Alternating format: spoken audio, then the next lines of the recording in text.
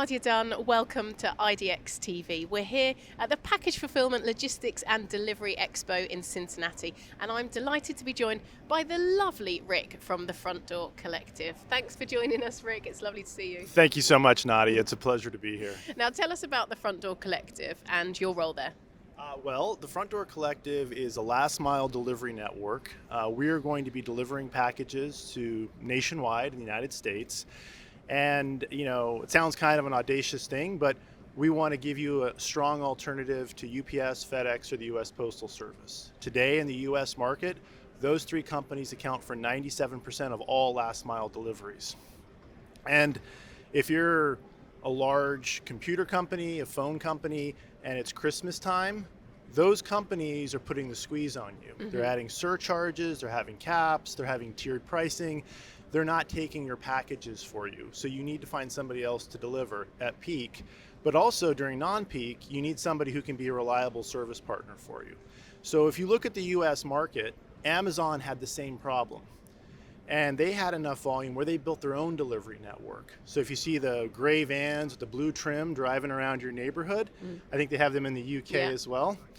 In the US market, those are operated by individual business owners. They may have anywhere from 5 to 40 vans, and they have all the employees working for them directly. Mm-hmm. So Amazon's leveraged that model to become the largest parcel delivery company in the United States. And they were nothing 5 years ago. Mm-hmm. That's how quickly that model has grown. We're taking the same concept. We have 3 delivery service partners for Amazon who have delivered packages. They've been independent contractors for FedEx, and they know what it's like to work in that world. They said, let's build a network for everybody who's not Amazon. Let's give everybody, if you're a large computer company, a phone company, let's give you an alternative to the big 3 and give you that same quality of service that you get from Amazon, but give it at a price that's way more aggressive than what you're paying right now. Well, also, what's the USP against those other companies? Reliability is a big thing. And so we have a philosophy of leave no package behind, which is a similar concept to what Amazon has. You don't want to bring that package back to the station. And so we equip our drivers, who by the way are all W-2 employees, we pay all the taxes, they're not gig workers, they pass background checks. All of our drivers are given the information they need so that if there is a problem, they can reach the recipient, or they can be clever in figuring out ways to get the package to that individual. And so, if you look at on-time performance for FedEx, UPS, and USPS last year, it dropped significantly. I think FedEx was 84% on-time delivery, and they had a lot of packages that came back to the station day after day. I personally experienced that, right? I was never home to sign for something from FedEx.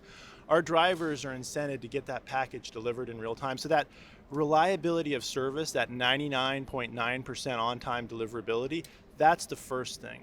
The second thing is having the confidence that you can communicate that information to your customer and they know when the package is going to arrive. Jason from Shipium had a great presentation today, and he's talking about the Amazon model is tell the customer when it's coming, make that promise, and deliver on your promise. And we're helping to make that happen. So really concentrating on the customer there.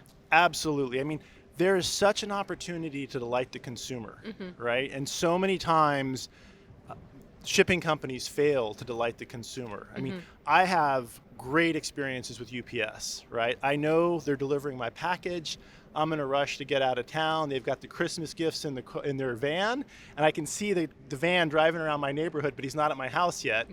We go track the van down, and the guy's like, here's your iPhone for your kid's Christmas gift. And by the way, here are the other 3 presents in my van because I looked up your name and I give it to you. Man, what a great experience, right? UPS did that for me. We aspire to do that same type of thing for all of our customers. That's great. And how can we make the last mile more sustainable?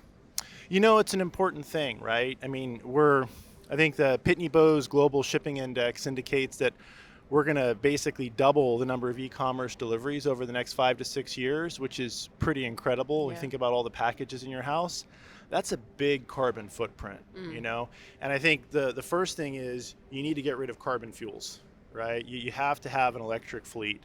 One of the things we're doing is we're partnering with some of the companies here. We're going to be building out an electric fleet for our drivers, and we're partnering with energy companies who are going to bring electric charging stations to our facilities so we can charge overnight, we can save time, and we can reduce that carbon footprint. I also think it's really important as an industry that we do something really simple, like get rid of all plastic packaging. Don't use the plastic tape, don't use the plastic packing materials, don't use petroleum-based bags. They're efficient to deliver, but they take 100 years or so to, decompose. So yeah, I think we really need to charge shippers more when they're using non-sustainable materials. That's something I'd like to see the industry adopt. Do you think it's something that will happen? I think it's really hard right now, especially when a company like Amazon, who really sets the bar, their shareholders rejected sustainability, right? But I think that's an area where we have an opportunity to disrupt.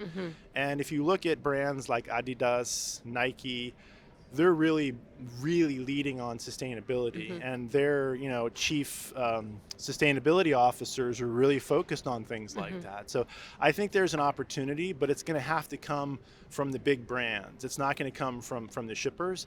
And increasingly, like you see millennials, again, there's a thing called Box Poll. They survey millennials on their views on sustainability. Box Poll tells us that increasingly millennials are really making purchasing decisions based on sustainability, and sustainability in packaging is a great opportunity. It's a way for a brand to differentiate themselves. Yeah, it is. Well, good luck for the future. Thank you so much for your time. I appreciate it. Thank you, and thank you for watching IDX TV, brought to you by CCL.